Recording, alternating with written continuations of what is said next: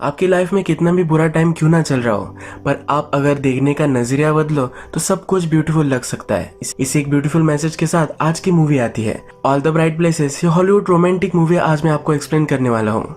ये मूवी इसी नाम के नॉवेल पर बेस्ड है। इस मूवी को बहुत ही ब्यूटीफुली शॉट किया गया है। इस मूवी की म्यूजिक डायलॉग्स बहुत ही बेस्ट है। तो चलिए इस ब्यूटीफुल मूवी को एक्सप्लेन करना स्टार्ट करते हैं। मूवी स्टार्ट होती है और हमें हमारा मेन कैरेक्टर थियोडोर दिखता है। थियो को जॉगिंग करना अच्छा लगता है, पर आज वो एक अलग ही चीज देखता है। हमारी और एक मेन कैरेक्टर हमें दिखती है जिसका नाम होता है वायलेट। वायलेट ब्रिज पर खड़ी हुई है और अब वो सुसाइड कर सकती है। थियो ये देखता है और वहां से भागते भागते उसके पास आ जाता है। ये उसे दूर से देख नहीं पा रहा था। ये उसके पास आता है और कहता है कि तुम कर क्या रही हो। जब वायलेट मुड़ती है तब थियो उसे पहचानता है। ये दोनों एक ही स्कूल में पढ़ते हैं। वायलेट उसे कहती है कि प्लीज यहाँ से चले जाओ। थियो इसे छोड़कर नहीं जा सकता। कहता है कि ये सही नहीं होगा। अब थियो भी इस ब्रिज पर चढ़ जाता है। वायलेट कहती है कि कर क्या रहे हो, और ये इस ब्रिज पर खेलने लग जाता है। वायलेट को डर लगता है और फिर ये दोनों नीचे आ जाते हैं। नेक्स्ट डे एक दूसरे से फिर से स्कूल में मिलते हैं, पर इन दोनों में ऑकवर्ड साइलेंसेस है। इसके बाद हम देखते हैं कि थियोडोर अपने काउंसिलर के पास आया हुआ है। थियोडोर ने प्रीवियस में किसी से झगड़ा किया था, इसी वजह से उसे काउंसिलर के पास आना पड़ता है। ये काउंसिलर उसके लाइफ के बारे में उससे पूछता है, पर थियोडोर इसे सीरियसली नहीं लेता।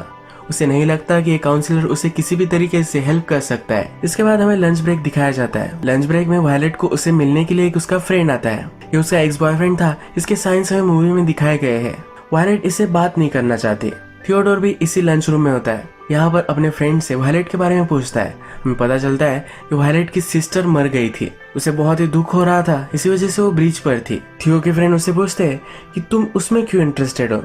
थियो किसी में भी इंटरेस्टेड है, ये बहुत ही अजीब उन्हें लगता है। थियो के दो ही फ्रेंड होते हैं, पर ये उसके बेस्ट फ्रेंड्स होते हैं। थियो भी हंसता है और मानता है कि हाँ ये जरा वियर्ड तो है।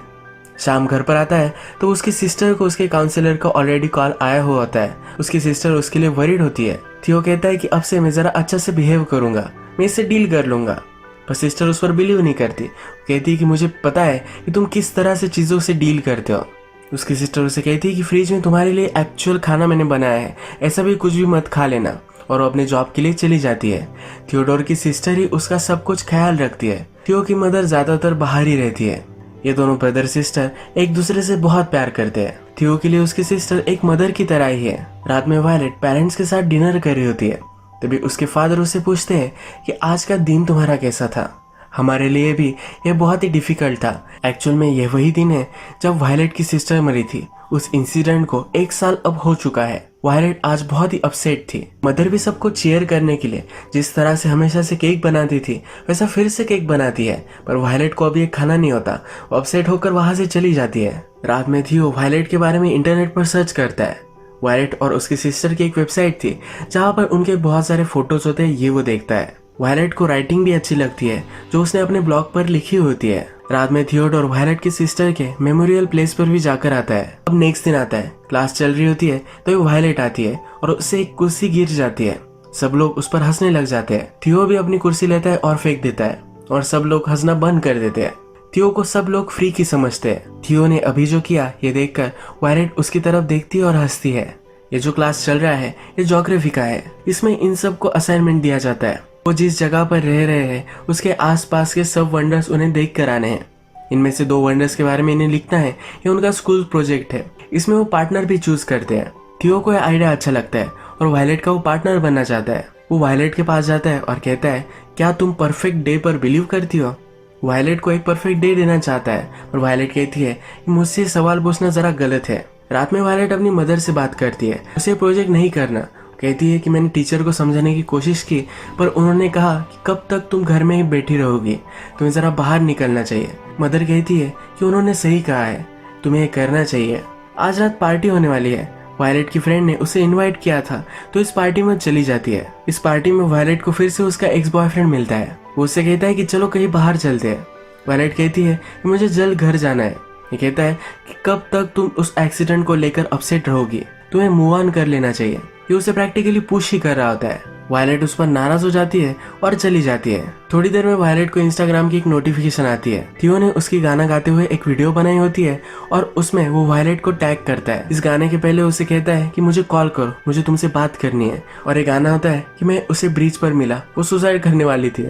ये बहुत ही फनी गाना वो बनाता है और उसे बात करने के लिए कहता है।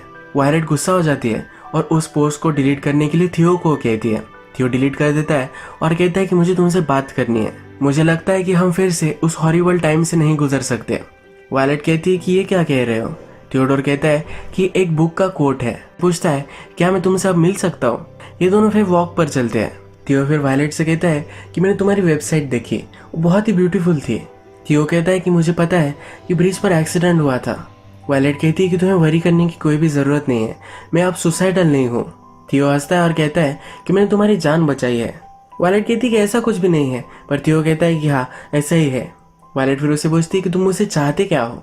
थियो कहता है कि तुम्हारे साथ मैं प्रोजेक्ट करना चाहता हूँ। वायलेट कहती है कि मुझे इसमें इंटरेस्ट नहीं है। थियो कहता है कि बाहर जाना, लोगों से मिलना तुम्हारे लिए अच्छा हो सकता है। वायलेट बोलती है कि मुझे लोगों से मिलना अच्छा नहीं लग रहा, लोग बहुत ही घटिया होते हैं। थियो कहता है कि सच कह रही हो, पर कुछ लोग सचमुच में तुम्हारा अच्छा भी चाह सकते हैं। यानी कि खुद के बारे में वो कहता है। थियो फिर कहता है कि हमें जाना चाहिए, छोटी छोटी चीजें भी बहुत बड़ा कुछ हमें दे जा सकती है, हमारे लिए एक बड़ा सिग्निफिकेंस क्रिएट कर सकती है। शायद तुम्हें वहां जाकर वो पसंद भी आ जाए। वायलेट कहती कि मुझे पता है कि मुझे वो पसंद नहीं आएगा। वायलेट को डिप्रेस देखकर थियो कहता है कि तुम्हारे लिए मेरे पास एक और बुक का कोट है। इस कोट में होता है कि तुम में 1000 कैपेसिटीज है। थियो वायलेट से कहता है कि अगर तुम्हें लगता भी नहीं कि तुम में 1000 पॉसिबिलिटीज है, पर ये सच है। तुम्हें नहीं लगता कि तुम कुछ एंजॉय कर पाओगे, पर फिर भी बहुत सारी चीजें हैं कि तुमने एक्सपीरियंस नहीं की है। वायलेट कहती है कि मैं टीचर से बात करने वाली हूँ, मैं प्रोजेक्ट नहीं करने वाली, और वहां से चली जाती है। नेक्स्ट डे हम स्कूल में देखते हैं कि वायलेट टीचर से बात करती है, पर टीचर सब चीज के लिए मना कर देते हैं। स्कूल से वापस आते वक्त थियो से वो फिर से मिलती है। थियो फिर से उसे इंसिस्ट करता है। अब वायलेट मान जाती है, कहती कि ठीक है, पर मैं गाड़ी में नहीं बैठने वाली। उसकी सिस्टर की डेथ कार एक्सीडेंट में हुई थी, इसलिए बहुत ही डरती है। थियो भी इसके लिए मान जाता है। ये दोनों फिर बाइसिकल पर निकल पड़ते हैं। रास्ते में थियो पूछता है कि अगर तुम्हें कहीं भी जाना होगा तो तुम कहाँ जाओगी।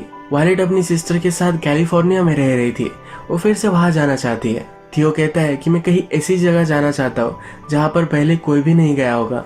थियो फिर जंगल में उसे एक स्पॉट पर लेकर आता है। इन्हें स्कूल प्रोजेक्ट में बताया गया था कि उनके आसपास के इन्हें वंडर्स देखने हैं, पर थियो वायलेट को एक स्टोन के पास लेकर आता है। ये उनकी स्टेट इंडियाना का हाईएस्ट पॉइंट है, पर जंगल में किसी ने पत्थर रख दिया है, इस तरह से लगता है। थियो फिर इस पत्थर पर चढ़ जाता है और वायलेट को भी ऊपर आने के लिए कहता है। उसे पूछता है कि सबसे ऊंची जगह पर आकर तुम्हें कैसा लग रहा है। वायलेट कहती है कि मैंने लाइफ में इससे घटिया चीज नहीं देखी, और ये दोनों हंसने लग जाते हैं। इसके बाद थियो कुछ पेनिस लेता है और वहाँ वो थे इसकी मेमोरीज में इस पेनिस को गाड़ देता है।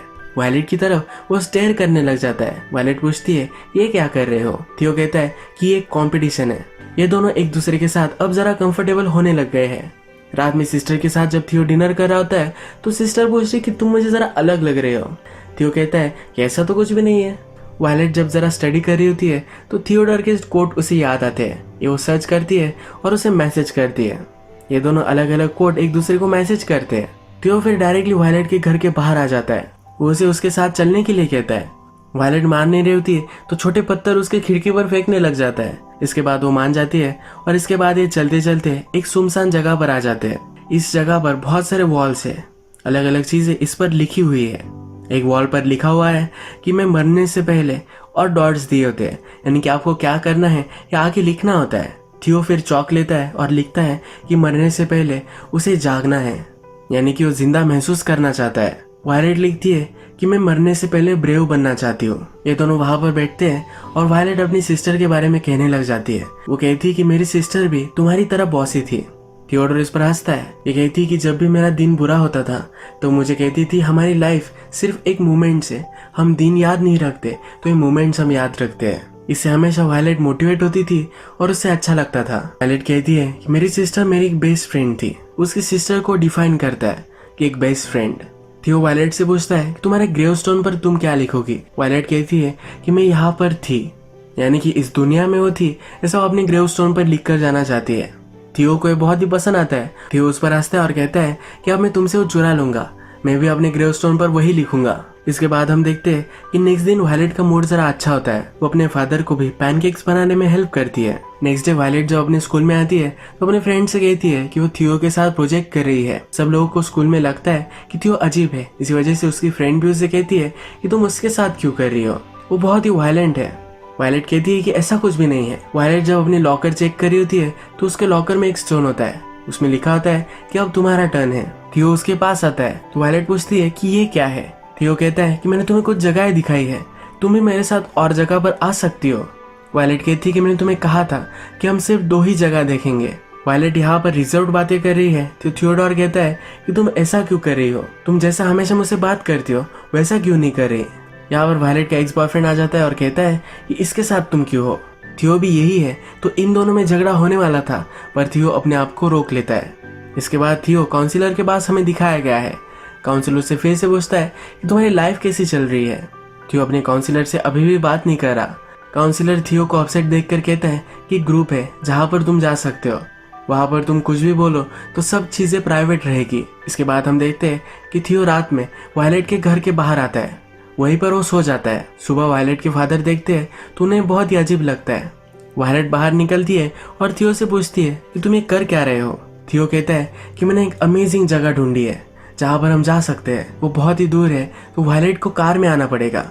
वायलेट इसके लिए स्ट्रिक्टली मना कर देती है। थियो कहते हैं कि मैं बहुत ही स्लो गाड़ी चलाऊंगा, मैं अच्छा ड्राइवर भी हूँ, तुम्हें कभी भी प्रॉब्लम नहीं होगा। पर अभी भी वायलेट उससे मान नहीं रही। उसे कहता है कि कभी ना कभी तुम्हारे फियर को तुम्हें कॉन्कर करना ही पड़ेगा। वो अपनी गाड़ी की चाबी फेंक देता है और कहता है कि सिर्फ तुम गाड़ी में आकर बैठ जाओ, मैं तुम्हें फोर्स नहीं करने वाला। वायलेट के मदर फादर बाहर आते हैं और पूछते हैं कि क्या हो रहा है। थियो उनके पास जाता है, अपने आप को इंट्रोड्यूस करवाता है। थियो उनसे कहता है कि हम स्कूल प्रोजेक्ट कर रहे हैं, हमें जरा बाहर जाना पड़ेगा। उन्हें सब कुछ समझाता है तो वायलेट के पेरेंट्स भी इसके लिए मान जाते हैं। वायलेट घर में चली जाती है पर थोड़ी देर में बाहर आकर उसके साथ जाने के लिए रेडी हो जाती है। यहाँ हमें दिखता है कि थियो अब अपनी कीज ढूंढ रहा है। फ्लो में उसने फेंक तो दी थी पर उसे मिल नहीं रही। थोड़ी देर में इसे मिल जाती है और अब अपनी जर्नी पर ये निकल पड़ते हैं। गाड़ी में बैठकर वायलेट बहुत ही डर रही होती है पर वो गाना लगाती है। थियो की गाने की चॉइस बहुत ही अजीबोगरीब है, इस पर वो हंसने लग जाती है। जरा आप कंफर्टेबल महसूस करती है। आगे गाड़ी में चलते हैं तो वायलेट को फिर से उसकी सिस्टर की याद आती है। वो कहती है कि जो भी हुआ था ये बहुत ही सडन हुआ था, मुझे डायरेक्टली हॉस्पिटल में ही पता चला कि मेरी सिस्टर गुजर चुकी है। थियो भी वायलेट को सहारा देता है। थियो फिर उसे उस जगह पर लेकर आता है। ये एक छोटा सा रोलर कोस्टर होता है।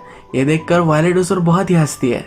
इसके बाद ये दोनों इस रोलर कोस्टर पर बैठते हैं और बहुत मजे करते हैं। वहां से वापस आते वक्त रेडियो पर गाने चलाते हैं और उसके बोल गाते हैं। थियो वायलेट को एक नोटबुक देता है। वो कहता है कि जहाँ पर भी हम गए थे उसके बारे में अब तुम्हें लिखना है। वायलेट को लिखना अच्छा लगता था पर उसकी सिस्टर के जाने के बाद वो कुछ भी लिख नहीं रही थी, तो अब उसे वो कह रहा है कि तुम्हें कुछ लिखना है क्योंकि तुम राइटर हो। वायलेट हंसते हुए कहती है कि तुम बहुत ही पुशी हो। थियो अपनी तारीफ में कहता है कि मैं बोल्ड हूँ, एक्साइटिंग हूँ, सेक्सी हूँ। इस पर ये दोनों बहुत हंसते हैं। इसके बाद थियो कहता है तुम्हें पता है कि मैं तुम्हें क्यों इतना लाइक करता हूँ, तुम में सब कलर्स मुझे दिखते हैं और वो भी फुल ब्राइटनेस में। यहाँ पर शाम हो चुकी है। जिस रास्ते से जा रहे हैं उसके आसपास बहुत ही ब्यूटीफुल खेत होते हैं। थियो गाड़ी रोक लेता है, वायलेट के पास आता है और ये दोनों एक दूसरे को किस करते हैं। इसके बाद ये दोनों कपल बन जाते हैं, अलग अलग जगह पर जाते हैं, बहुत एंजॉय करते हैं। इनका रूटीन सही से चल रहा होता है। एक दिन हम देखते हैं कि थियो और वायलेट अपने फ्रेंड्स के साथ है।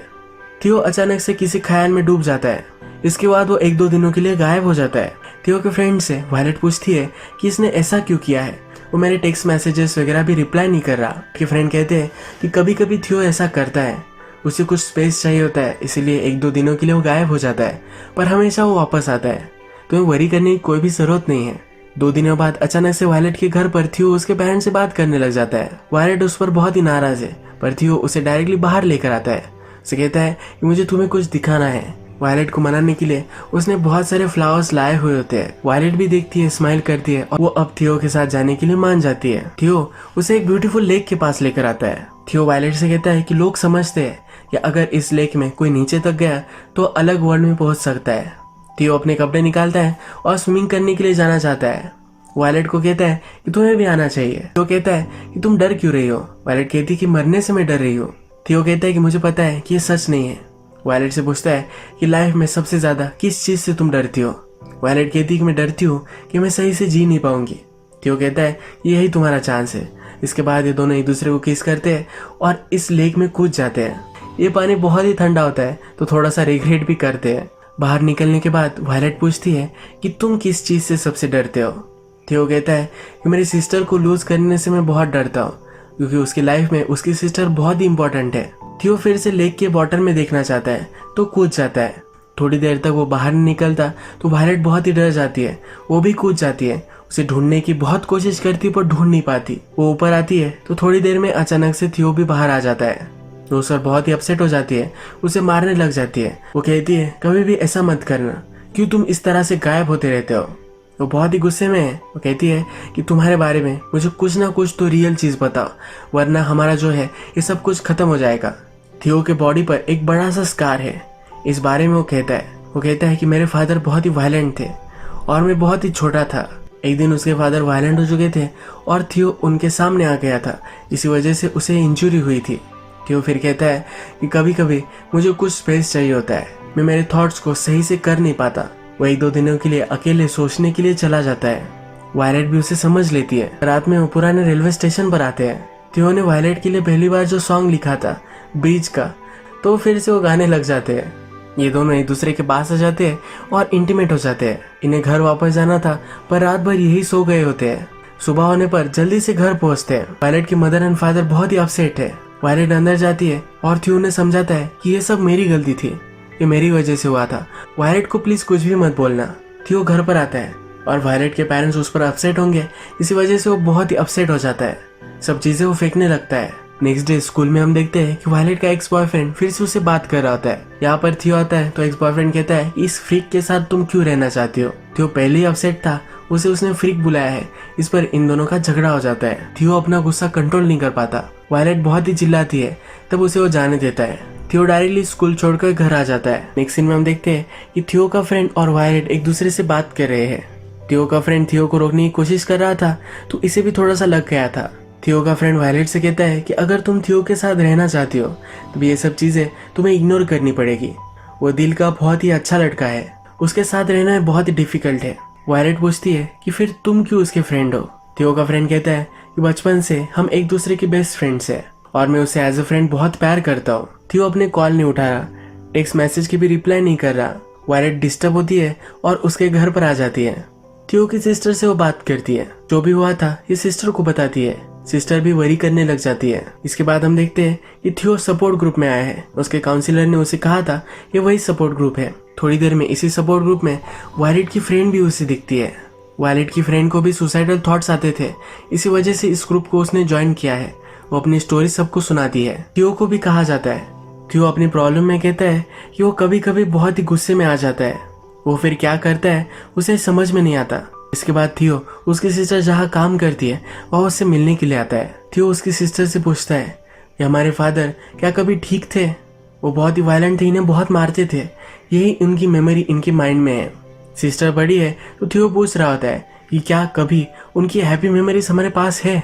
सिस्टर कहती है कि हमारे फादर बहुत ही घटिया आदमी थे, उन्होंने अगर कुछ अच्छी चीज की भी हुई होगी पर फिर भी वो हमें बहुत मारते थे, इसी वजह से हम उसे याद नहीं कर पाएंगे।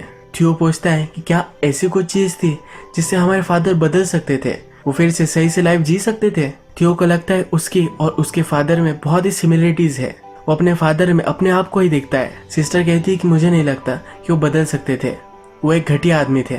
थियोडोर बिलीव करने लग जाता है कि वो भी कभी बदल नहीं पाएगा। वो घर पर आता है और वह वायलेट है। थियो अपसेट था, इसी वजह से उसने अपनी रूम सब तबाह कर दी थी। इसके बारे में वायलेट उससे पूछती है। थियो कहता है कभी कभी मुझे बहुत ही ख्याल आते रहते हैं, इन्हें मैं कंट्रोल करने की कोशिश करता हूँ पर ये कंट्रोल नहीं हो रहे। थियो को अब लगता है कि वायलेट का उसके साथ रहना सही नहीं है, उस पर चिल्लाता है और निकल जाने के लिए कहता है। 1-2 दिन गुजर जाते हैं और थियो फिर से गायब हो चुका है। वायलेट थियो को वॉइस मैसेज छोड़ती है और कहती है कि मैं बहुत ही सॉरी हूँ, मुझे ऐसा रिएक्ट नहीं करना चाहिए था। शाम में वायलेट अपने फादर के पास है। वो अपने फादर को बताती है कि किस तरह से वो और थियो पहली बार मिले थे। उसके फादर उसके लिए वरी करते हैं। वायलेट कहती है कि तब मुझे जैसा लग रहा था अब वैसा मुझे नहीं लगता। वो थियो को लेकर बहुत ही परेशान है। फादर उससे कहते हैं कि तुम दोनों तो अलग अलग जगह पर गए थे, थियो वही किसी जगह पर होगा। वायलेट भी अब कार निकालती है। वो सिर्फ कार में बैठने से भी डरती थी पर अब खुद ड्राइव करती है और अलग अलग जगह पर जाकर देखती है। जब वो लेक के पास आती है तो थियो की गाड़ी वहां होती है। आगे चलकर थियो के कपड़े वगैरह उसे मिलते हैं। थियो ने यहाँ से कूदकर सुसाइड कर ली है। वायलेट बहुत रोती है। जिस जगह पर भी ये जाते थे सब जगह हमें सुनसान दिखाई जाती है। थियो का मेमोरियल भी होता है। वायलेट अपनी मदर से कहती है कि मैं थियो को बहुत ही मिस करती हूँ। उसके मदर फादर उसे सहारा देते हैं। वायलेट से मिलने के लिए उसकी फ्रेंड भी आती है। उसकी फ्रेंड सुसाइडल थी। जिस चीजों से वो गुजर रही थी, इन सब चीजों के बारे में वायलेट को कहती है। वायलेट कहती है कि मुझे पता ही नहीं था कि तुम इस सब से गुजर रही हो। फ्रेंड कहती है कि मैं हमेशा मेरी फीलिंग्स छुपा कर रखती थी।